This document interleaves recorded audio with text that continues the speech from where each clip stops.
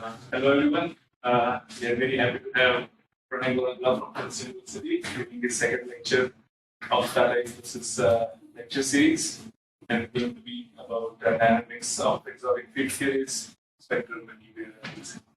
It's the next lecture, which is the last lecture of the series, will be on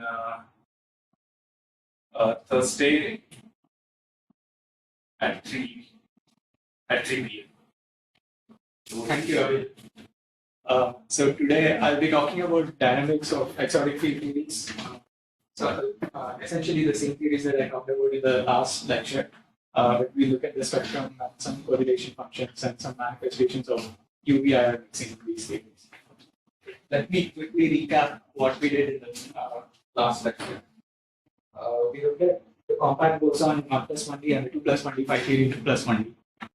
The Lagrangians are as shown. Both are free theories. They have a momentum symmetry and a winding symmetry. In the case of phi theory, it's the subsystems. These are subsystem symmetries.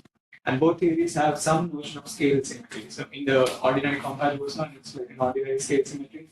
But in the phi theory, it's a scaling in both x and y. There are two independent scalings in both x and y directions. And the momentum and winding symmetries have TIFR anomaly. I'll be talking about these anomalies in the next lecture and also some inflow mechanisms for that, but for now I'll just mention it. And both theories have self-dualities, or in the case of compact boson, it's called e-duality.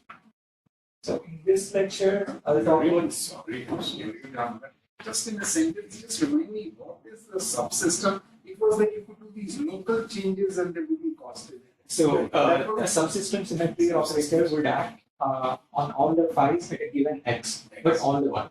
Or similarly at a fixed y, but all x. But it's not if the Lagrangian invariant and so on. Yeah, exactly. Thank you. So today I'll talk about... Because the derivative term has del x squared and del y squared. Exactly. Today I'll talk about the spectrum and correlation functions and several manifestations of UVI mixing these theories. Okay. So let's first look at compact boson. How to do this theory. So the Lagrangian is quadratic. It involves only derivatives, and we place the theory on a circle just for convenience. So x is identified with x plus l. L is the length of the circle, and we can write the field. We can decompose it into this form. So the green part is the zero mode. By zero mode, I mean it's constant in the spatial direction. The orange part here is the winding. Because phi is compact, it can wind non-trivially around this circle, the spatial circle. And finally, this part, the black part, are the standard oscillator modes. These are just the plane waves. Okay. We can substitute this decomposition in the action, and the action just separates into three pieces for each part. The black part here, these are like, we can recognize that this looks very much like standard oscillators in quantum mechanics, but the frequencies are these. For each k, there is a different frequency. These are the standard plane waves, and the energies of these standard plane waves scale with the length of the circle as 1 over L. Okay. Assuming that k is some fifth mode. And then the zero mode here is the one which is charged under the momentum symmetry, because the momentum symmetry shifts the field phi by a constant, and the constant is constant in space, so it acts only on the phi naught. You are looking for fixed winding number. Yeah. But in general, you would sum over that. So Yeah. In general, you would sum. Yeah. So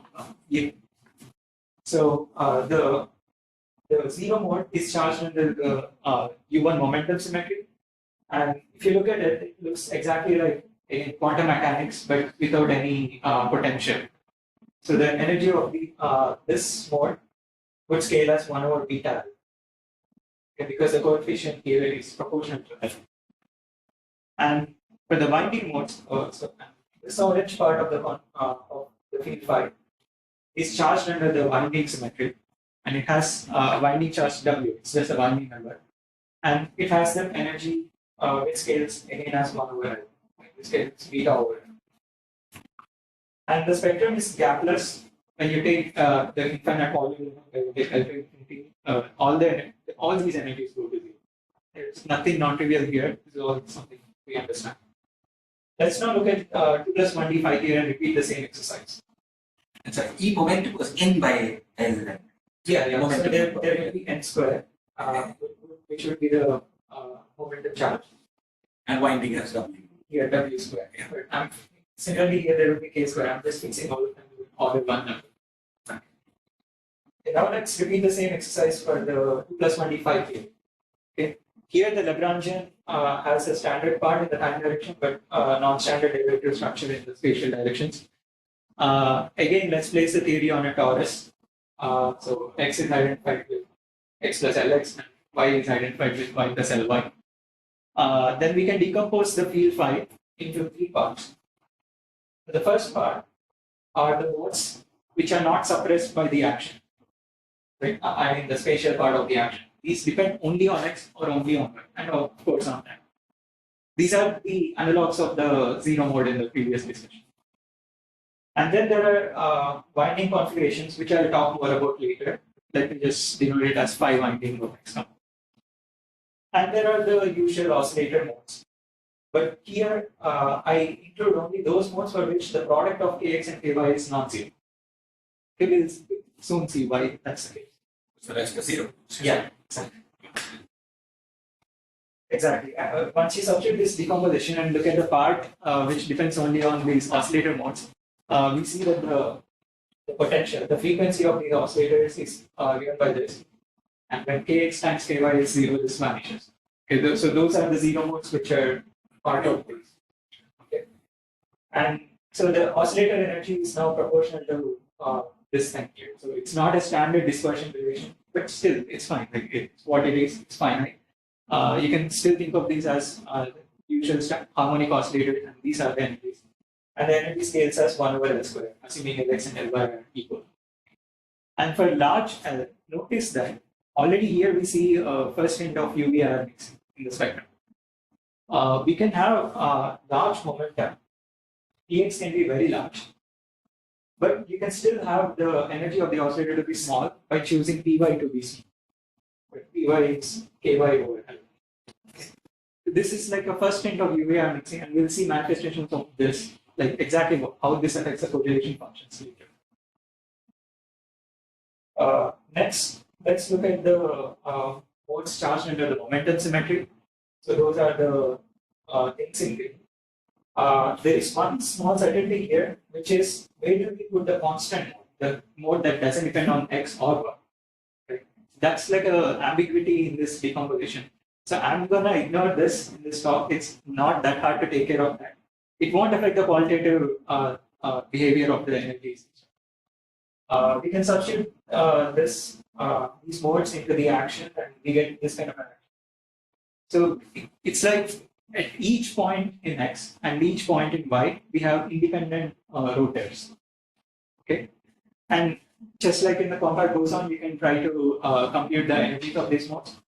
The only difference is there is this measure here, integral of dx. If you try to discretize this on a lattice, you get a factor of a, the lattice spacing. Right? So the mass here is proportional to mu0 times L times a. So that means the energy scales as 1 over mu0 L a. Okay. In the continuum limit, the straight continuum limit, where we take a to 0, the energies all go to infinite.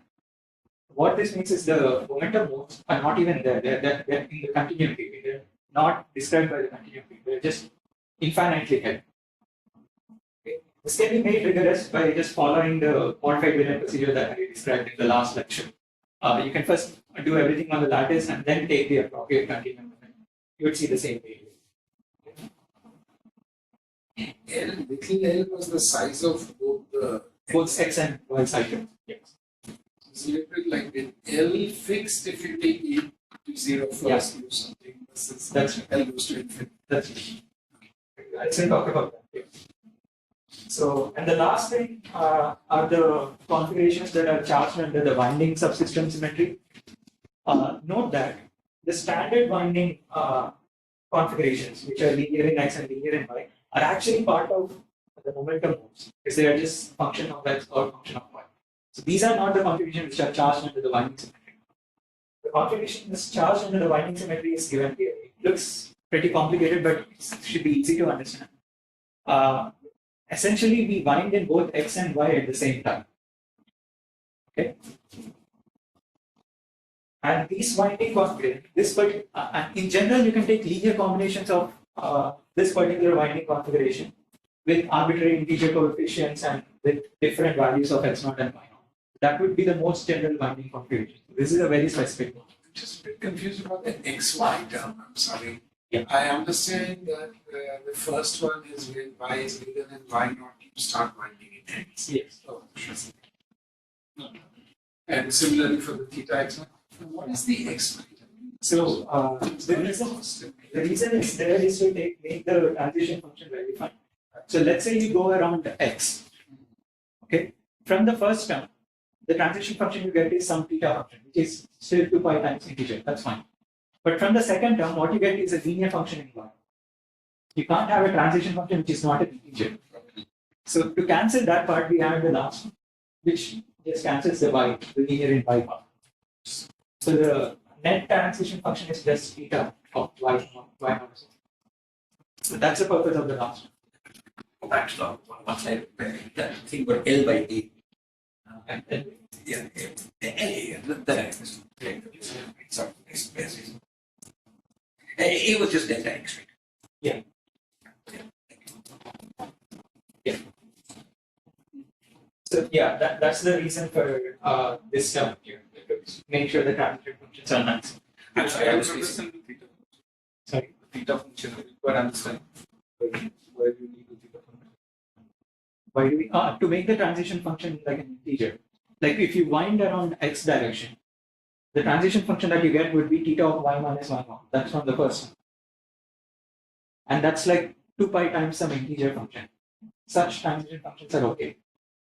But from the second term, what you get is a linear function in y. You can't have a transition function which is linear in y. It has to be 2 pi times an integer. And that's why we add the third term to cancel that piece. And it also takes care of the transition function in the y direction. You can do the same thing in the y direction. It should work out. I'm sorry, Pranay. Could you just go through this winding part? What are you doing? Why are you not just winding one in x, for instance? Yeah, so that's the first thing I talked about. If you just wind in x direction, that part is actually part of the momentum mode because it's a function of x. Like a non-trivial winding configuration should wind in both x and y directions. Right. But it's function of x, but need not be single value function of x. It need not be. That was taken into account in what you said earlier, or you didn't necessarily. Sorry, I thought what you said is that if it was just winding in x, that was already accounted for by the momentum zero modes, right? That's right. But weren't the momentum zero modes? Oh, I see. They were, of course, allowed to be. Yes. Come back to this. Yeah. Yes. Okay. They can be non-trivial, they can even be discontinuous. That's what we saw in the last. Right. Yeah. Right. And so here, so now, please say again. So you got this theta y minus y naught x. Yeah. Let me say something. Could you draw them? Yeah. Okay. Drawing this the ninth thing you could try is something like this. Theta of x minus x naught times theta of y minus y naught. 2 pi times this. So this is a configuration which is charged under both. Is charged under winding subsystem symmetry. It carries the correct charges as the configuration that I showed before, and it looks simpler too. But the thing is, it carries a lot of energy. This is not the configuration with minimal energy. The winding configuration should satisfy the equation of motion. Right? So this is 1 unit of winding in both x and y, right? Both x and y. That's exactly what I was talking about. The theta jumps basically. Oh, theta one, jumps, yeah. Yes. Yeah. And because it's, and I see, and this very strong jump does not cost energy. Not too much. It does cost energy. It's against scales like 1 over mu L/A, so it does have infinite energy. But this is the best you can do. Well, why can't you do better than very smoothly? Smooth on both returns. No, because that would affect the transition function. We still want it to be an integer when you go around x. So you want to smooth out this one here. So nightly, the simplest thing you would consider is just this. Like, why do you even write these parts? We just write this. Right. But then the transition function is here. Because of the other side. Yes. Yeah. Because when you go in the x direction, the transition function would be just linear function y. That doesn't make sense. Yeah. On both ends, it has to be integer. Yeah, exactly. And that's why what would work is this, but this actually has an energy which scales as 1 over a squared. It's like much larger than this one here. So this one, this configuration here satisfies the equation of motion, and that's why it is a minimal energy configuration. I see. So even in the case of compact boson, for example, you could just say theta of x. That's a winding configuration, but it has a lot of energy. Energy of the order of 1 over a, the constant lattice spacing. But the linear index thing has like finite energy, right? 1 over L. Here it's kind of similar. This is the configuration which satisfies the equation of motion and has lower energy. Similar but discontinuous. Discontinuous. Unlike that. It's Yeah. And the winding charges, now we see that, so these are the subsystem symmetry charges. We call that, this was the temporal component of the winding currents. It's the del x, del y phi. And we integrate that current in the y direction. That would give the winding charges as a function of x. So for each x, there is a winding charge. And similarly, when you integrate it over x, you get a winding charge for each one. And this particular configuration carries, you can think of it as 1 unit charge for at x equal to x naught and 1 unit charge at y equal to 1. It's not charged under any other subsystem symmetry operator. Okay. And the energy of this configuration is 1 over mu Lk. You can just substitute this in the action and see. Okay. So let me quickly summarize what we saw so far. In the 1 plus 1 compact boson, the energy of the oscillator, momentum mode, and winding mode, they were all like 1 over L. There is no subtlety there. But in the phi theory, the oscillators had like, okay, some non-standard behavior, like non-standard scaling with L, but still it's finite and nice. On the other hand, the momentum and winding energies were 1 over L times A. So in the continuum theory, the strict continuum theory, where you take A to 0, there is no, there are no momentum and winding. These states are not even there. And sorry, and the winding 1 over a came from where? Precisely because of the discontinuities that these things give derivatives. Yes. Like delta functions. And Yes. on the lattice, that's regularized by 1 over a. Right. And you didn't have two derivatives? No, you wouldn't. I see. Yeah. Even though the kinetic term has del y squared. Yeah, it's like del x del y whole squared, and there is an integral. That gives another a. Thank you. Okay. What this means is that these operators, the e to the I phi, the monopole operator, which is charged under the momentum symmetry, and the winding operator, which is charged under the winding symmetry. These are the operators which create these states, which are charged under the momentum and winding symmetry, and these states have very high energy, like infinite energy. So these operators don't even act in the low energy theory. They just take you away from the low energy theory. So these are infinitely irrelevant. Unlike the compact boson, where they were relevant based on the value of beta, and there was BKT transition. In this case, there is they're just not there. These operators are not there. So this system is robust, like under small perturbations by these operators. So the winding and moment, this theory is robust. So modified Wilhelm theory also it is like that. Yeah, 1 over a. I'll soon talk about that. So just to understand it in just simpler terms, there's no worry of your phase transition, which is the Yes. Yeah. unwind. Yes. Yeah. So let's just go back to lattice and do these things on in the using the modified Wilhelm formalism, because it's very confusing and subtle. Right? We have L times K. You can put it on the lattice, work out the energies, and you would see some behavior like this. These would be the energies on the lattice. And then we are interested in the limit where we take L to infinity.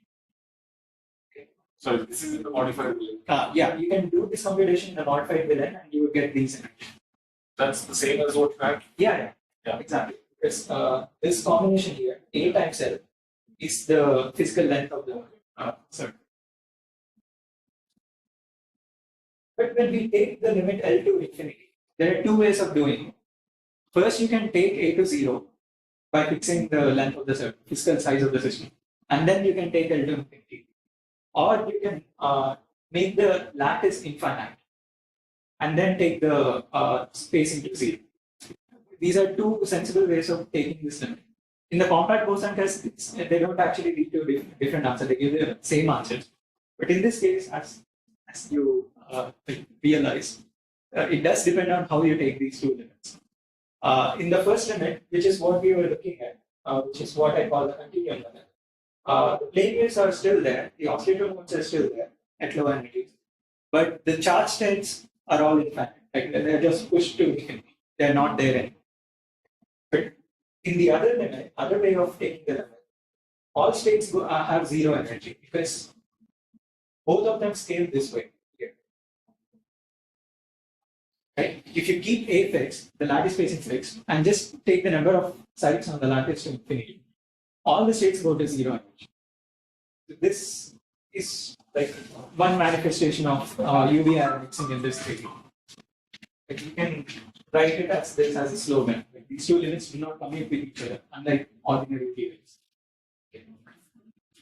So that's about the spectrum of this theory. Let's look at the correlation functions of the 2 plus 25 theory. We understand the correlation functions in the compact boson, so I'm not going to talk about that. I'll directly talk about the 2 plus 25 theory. Okay. And for simplicity, I'll just set all the continuous coupling functions to 1, and I'll ignore all order 1 numbers. And then sorry, and when you said that you will be will you be particularly interested in one limit or the other, or both are interesting? So to us, continuum limit is more interesting, but from what I heard, conventional people are more interested in the thermodynamic limit. But we will be just looking at both the limits. And so in this L goes to infinity limit, the theory sounds complicated because there's these many very low energy states. Yeah. Whereas it's very simple theory. Yeah. And it changes the behavior of the correlation functions too. Like I'll give an example of that. So in the continuum limit, what is the degeneracy, ground state degeneracy? It's 1. There is no ground state degeneracy. So in this series, there is no ground state degeneracy. Because they are just plane waves, it's gapless. And then there are these momentum and winding modes which are infinitely heavy. They are just not. Let me now look at the correlation functions. I'll set for simplicity all these constants to 1, and I'll ignore all 5s and 2s and stuff. So the simplest correlation function we can look at is the correlation function of phi dots. It's just the second time derivative of the propagator. So you just compute the propagator and take 2 derivatives. Okay. And I'll also already take this limit. So first continuum limit and then L going to infinity. So this is the limit I'm looking at. So when tau is much smaller than x times y, the behavior of this correlation function is 1 over x squared y squared. On the other hand, when tau is very large, it has a logarithmic behavior. But the first thing to notice, and something that we should expect anyway, is that the plane wave spectrum is scale invariant. Like we have seen the scale invariance before. And that explains why the 2-point function is of this form. Like we should directly expect that this goes like 1 over tau squared times some function of tau over x bar. Because this is the scale invariant combination. Right? That's why the correlation function should depend only on this. And we see exactly that. We can write 1 over tau squared here, and similarly here. Okay, so it is covariant under scaling. But more interestingly, there is a UV divergence as xy goes to 0. Okay. Then there are 2 ways of thinking about this divergence. First, we can look at the thermodynamic limit, like in the limit where you take L to infinity first, and then keeping A fixed, and then try to take A to 0. In this limit, the non-zero A itself regularizes it because it's a UV regulator. So there's nothing, not too much interesting in this side. What's more interesting is in the continuum, where we take A to 0 already and keeping L fixed, and then see what happens. So the correlation function I wrote before was for L taken to infinity. Now let me bring back non-zero but finite. In this case, let's look at a scenario where I keep y fixed and x goes to 0. In this case, the product does go to 0. So the divergence is associated with large momentum in the x direction because we are trying to probe very small x, very small separation between these operators. So when tau is not equal to 0, most of the contributions come from very low energy plane waves that are exchanged between these two states. But because px is large, we might usually expect that most of these energies are like very large and then there will be subduction. But this is true unless py is small. When py is small, the energies of these modes are small, so they do contribute. But by introducing this IR regulator here, we restrict py to be we have a lower bound on what the momentum in the y direction can be, and that is what regularizes the divergence, the UV divergence. And in this case, in fact, the correlation function takes this form. If whatever behavior I had before, it's modified to this in the presence of this IR regulator.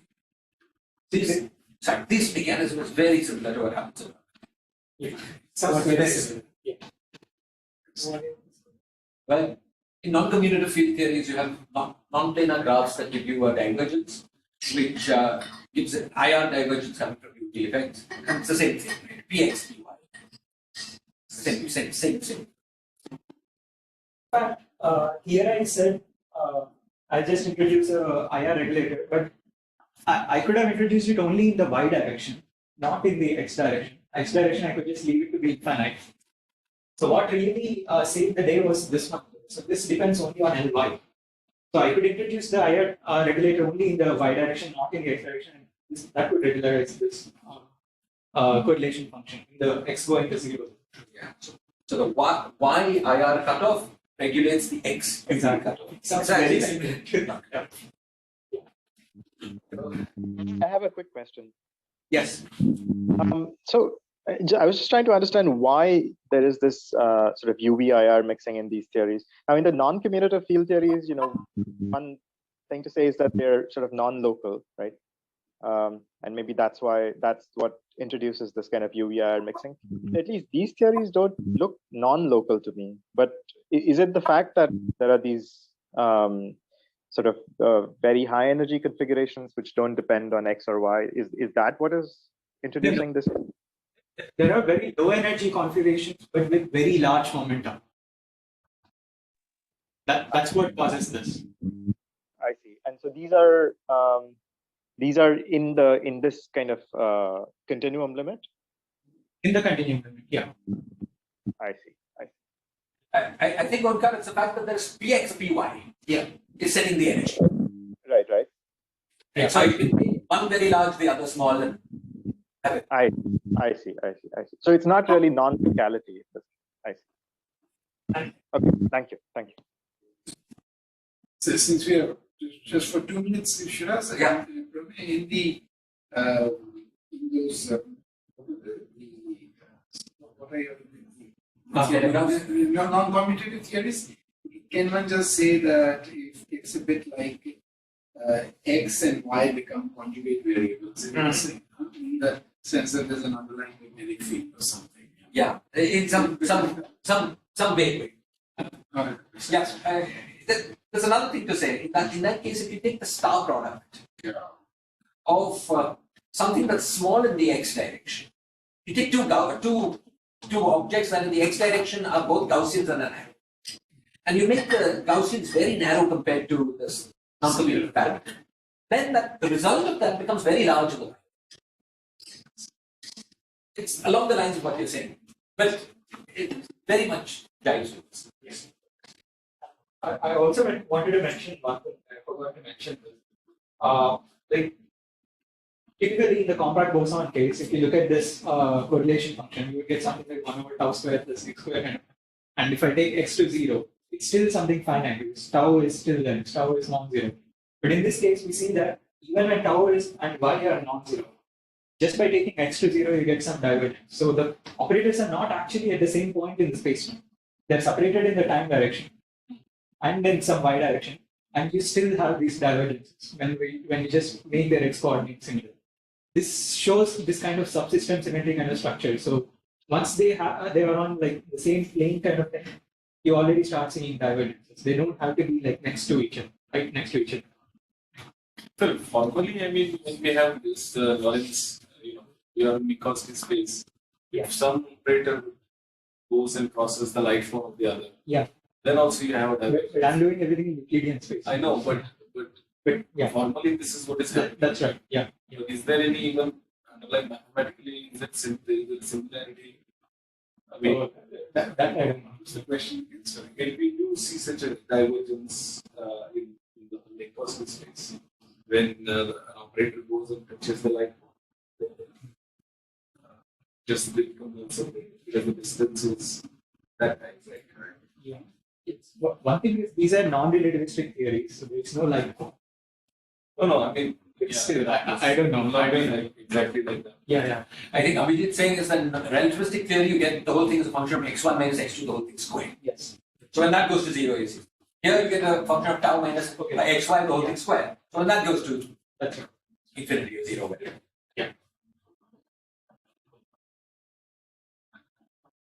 So yeah, this is just another manifestation of UVIR mixing in these theories. No, I mean, I guess I was saying, is there an analytic continuation which makes sense? Which makes this theory non-funny? Oh, that I'm not sure.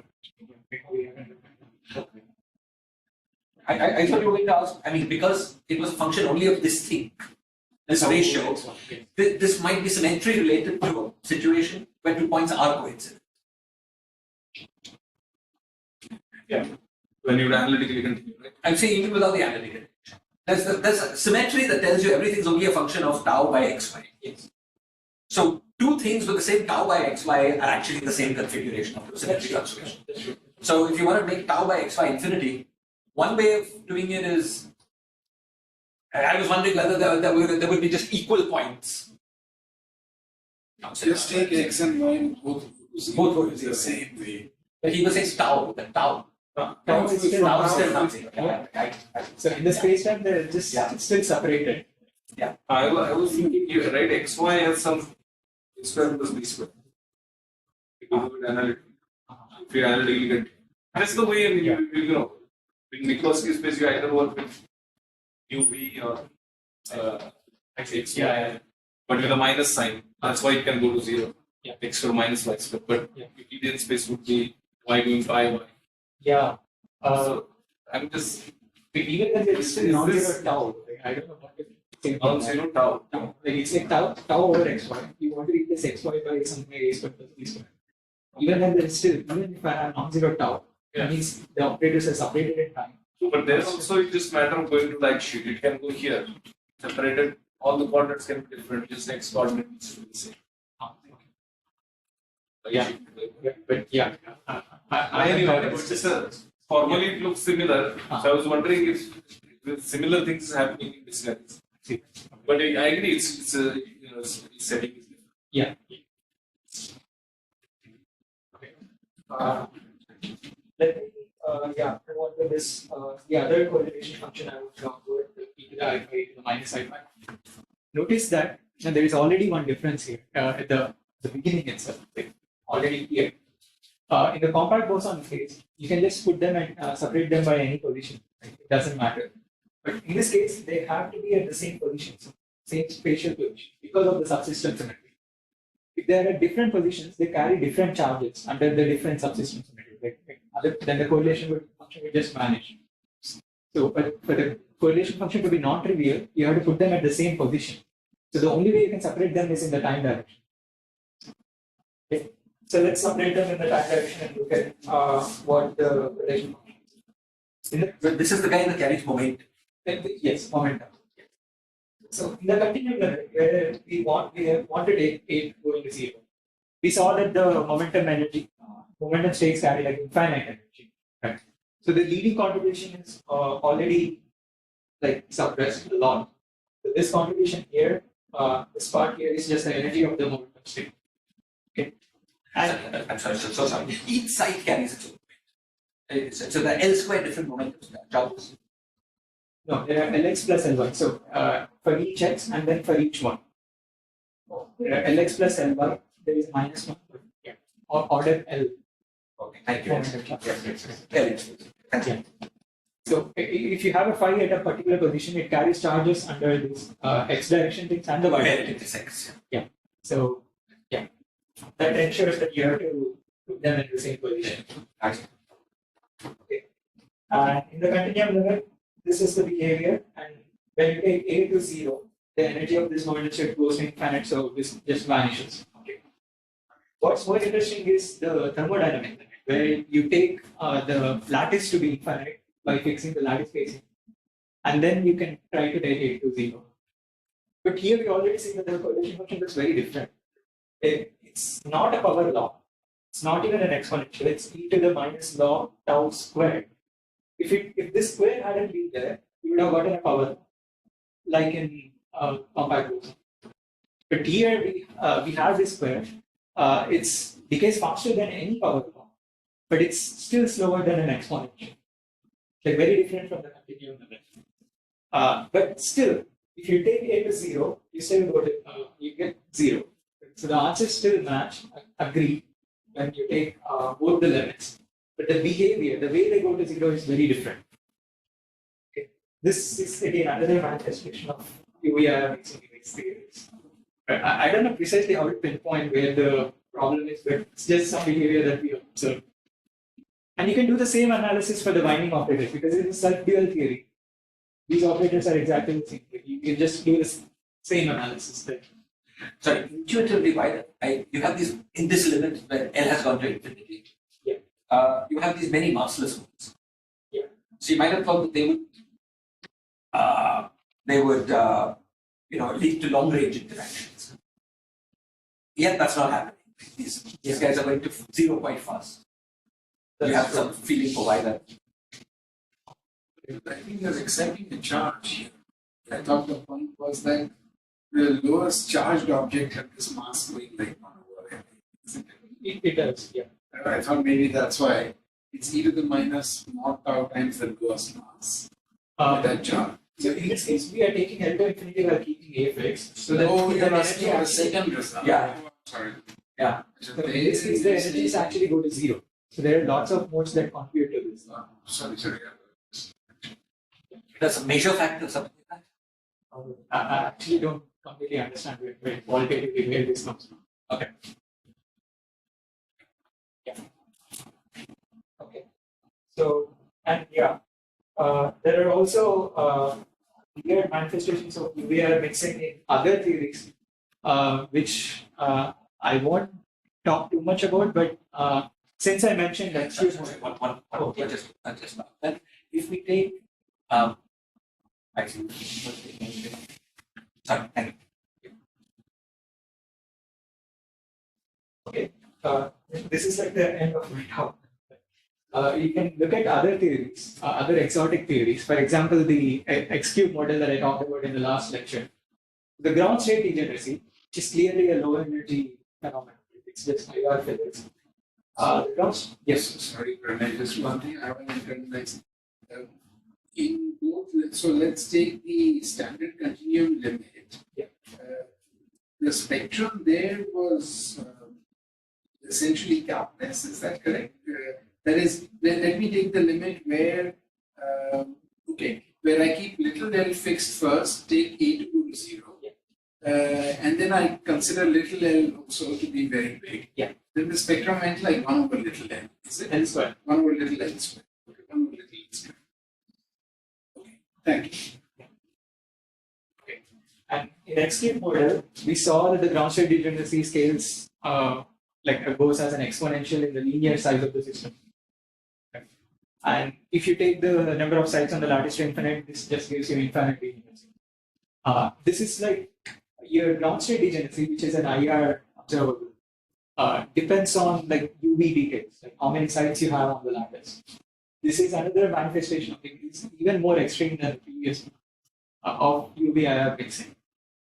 More interestingly, you can place the X-cube model.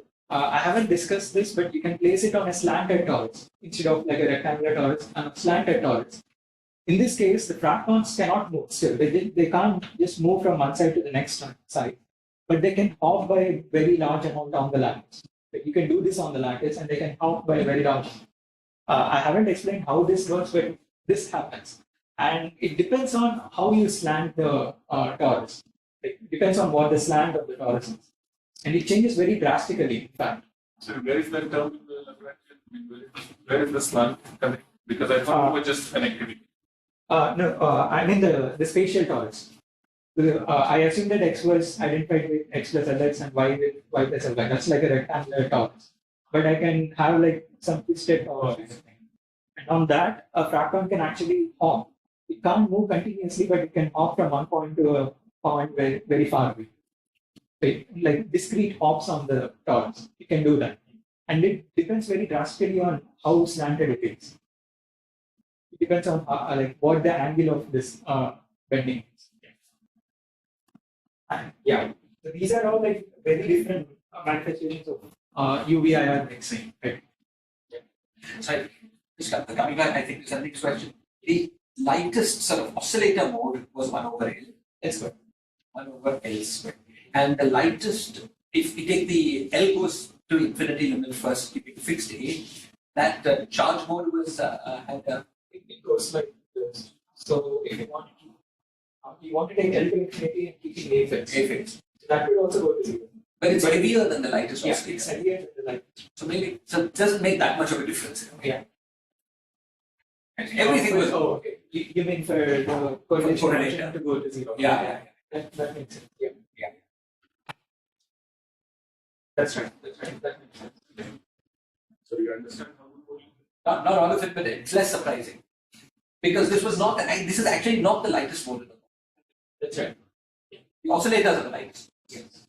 But still, they would not suppress that, right? If we have some low energy states. I thought the explanation would be along the lines that there are no low energy states. I mean, less low energy states. So that. Yeah. I suppose what I was saying is that the charged mode, I thought that because the charged modes become light, that would lead to something. That doesn't seem too relevant. Yeah. But it's still About the other thing. Yeah. They're still parametrically heavier than the plane waves. So that energy is still quite high. But then on top of that, there are all these plane wave forms. Yeah, that's true. So it seems like there is a competition between them, and for some reason the charge mode energy is winning. I don't know why.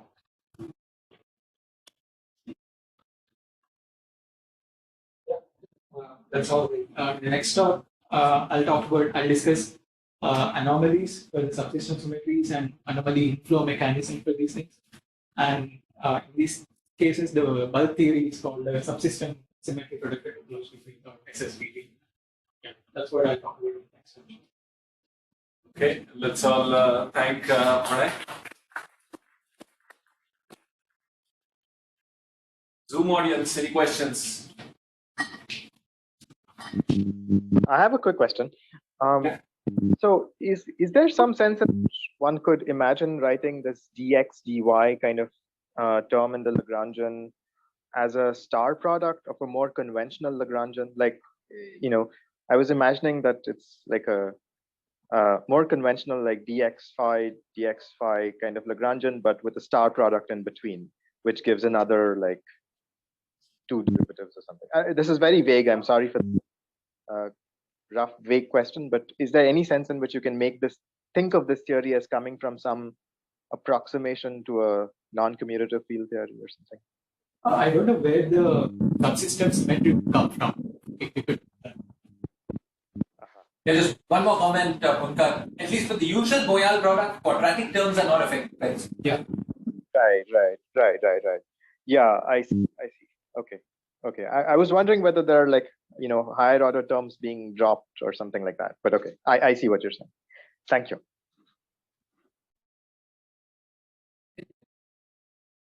Although you explained it beautifully many times, but just to internalize it, I mean, terms like dx phi quantity square, the conventional ones we write down, they of course violate subsystems. Yes. So then once you evoke that symmetry, of course, then the term you term is the least relevant one. This symmetry physically is, it's an interesting, you just change the field at one location, right? Normally, I mean, anyway, it would be nice to have some physical system where this any wave will care about the constant energy. This is some very strange thing to. Anyway, okay. I mean, why would nature trick? That's great, but there is some. So there's just one thing that I wanted to mention. I didn't mention Elasticity, you said this. Yeah, in elasticity there are examples of this. Anyway, sorry. For subsystem symmetry, I don't know if there is an experimental example, but there is something called dipole symmetry where you would have dx square phi whole square kind of thing. So the second derivative of phi, but not like dx dy phi kind of thing. And in that case, there was recently an experiment where they observed this kind of a dispersion where omega is proportional to k square kind of thing. So, and there the exotic symmetry is not the subsystem symmetry, it's called the dipole symmetry. Because it's only the total charge and the dipole moment which are considered, not all these subsystems. Right? So this is even more exotic. I don't know if this was observed in experiments. But those have been observed in experiments. Some of these things can happen. Yeah. I'm sorry. Since the entanglement crowd is not asking, I'll ask. I mean, in the limit that L goes to infinity with a phase. Is there something funny about the entanglement entities? By the way, entanglement crowd, if I can count myself, is not asking because his last talk is supposed to be about topological things. Okay, so anyway, I thought you were saying. Sorry. No. Yeah, I have one thing to say about the entanglement. So in the compact boson case, we know it's like a log behavior, right? So, of the compact boson 5 kV. The entanglement entropy scales like some logarithm of the length of the Kali. Yeah. In this case, this subsystem these exotic theories with subsystem symmetries can be thought of as like layers of compact boson stacked on top of each other. It's not completely a precise idea, but you could think of it like that. So it's almost like the entanglement would scale like Lx plus Ly times whatever the scaling for the compact boson. You can think of it like this can be made more precise, in fact. This was made more precise for the X-cube model at least, not for the 2+25 theory, but for the X-cube model, this can be made more precise. And there the thing is, you can think of the X-cube model as layers of toric codes in the X direction and in the Y direction and in the Z direction, but coupled in a certain way. So these are not all decoupled toric codes. They are coupled in a certain way. But as far as entanglement entropy is concerned, this is like a very good approximation to the leading model. These 2 points, this is the dx. I should have asked you before, but the one you're talking about, dx, dy, phi. That's the 2+25 theory. That's what I've been talking about today. But Yeah. the X-cube model is the lattice model, the stabilizer code that I talked in the beginning of the lecture. Yeah. And I forgot, what is the connection between the two? Is there There's no immediate connection between the two. And you're saying that lattice model you talked about after the toric code in your first talk, that one has the entanglement as if it's stacks of toric code. Yeah, up to some order 1 corrections. So it's like Lx times log or whatever. I mean, each toric code. Yeah.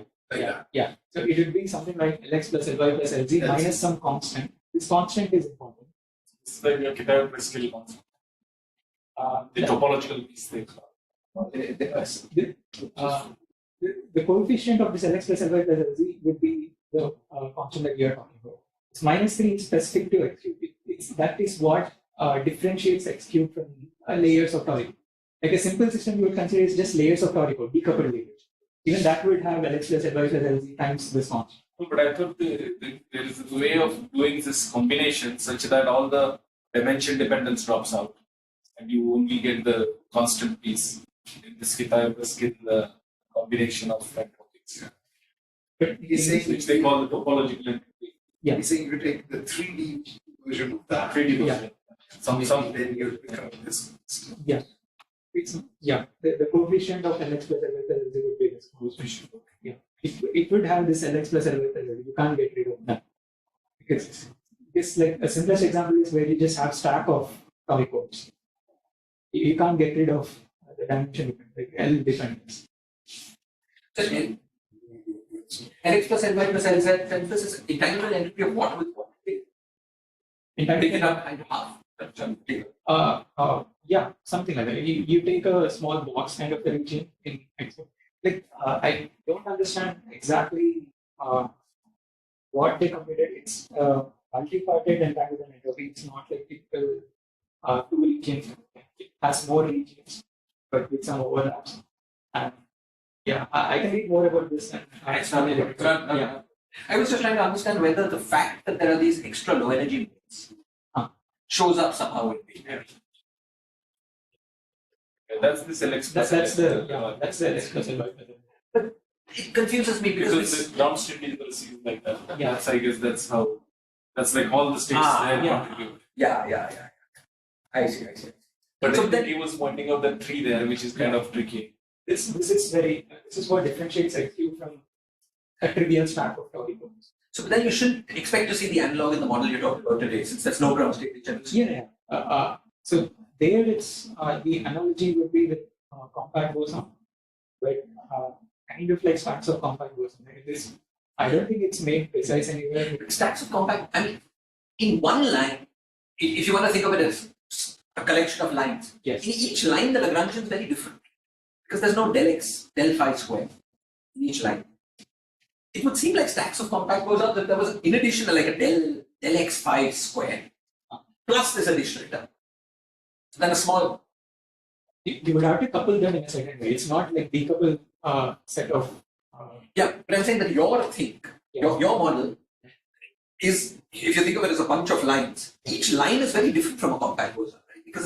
Because it doesn't have a del x square, unless I'm thinking of, or you're thinking of it in a momentum. Oh, maybe in a momentum.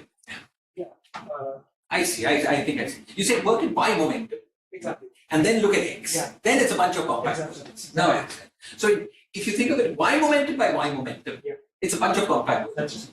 So if we look at entanglement entropy in ky space, but Lx space. You could do. Yeah. That might be very much like a stack. Bunch of okay, now I understand. But there is no degeneracy. There's still no ground state degeneracy. Okay. Even compact boson doesn't have Right. So, but it's a gapless theory. will you expect this Lx plus yeah. Yeah, because you can think of it in some sense as a stack of compact boson. And there will be some analog -3 also. Because there could be. this is not quite that. I would think there would be because it is not quite stack of compact boson. I see. So we're just coming back to that. So suppose I just think of this theory as a collection of two-dimensional fields, 1 plus 1 dimensional fields, one for each momentum. Then each of these two-dimensional fields is a massless boson. That's right. With a different stiffness, basically. That's right. So this is a way of thinking of this theory. Except that the funny stuff is that the stiffness goes to 0 at some point. Yeah. Okay. Fine, thank you. Can you say this again? Like, how are you? So you diagonalize the momentum, y momentum. Yeah. So then what happens? And I work in x. Okay, this is not This ordinary. becomes ky square, and you just have a compact boson for each. So for each y momentum, you've got a regular compact boson, and they're all decoupled. They're all decoupled. Yeah. So it's a bunch of compact bosons, but with stiffnesses in a range. Yeah.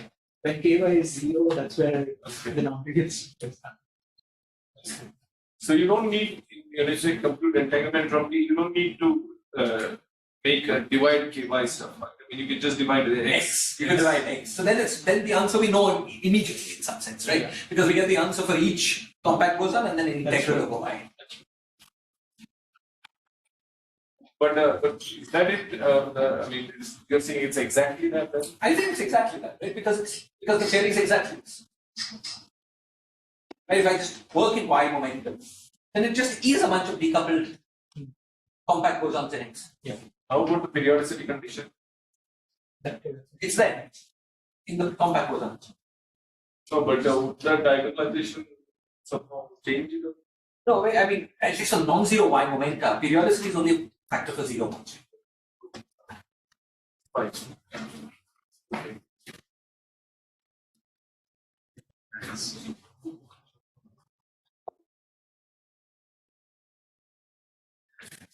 Any more questions? Okay, if not, let's thank Pranay again.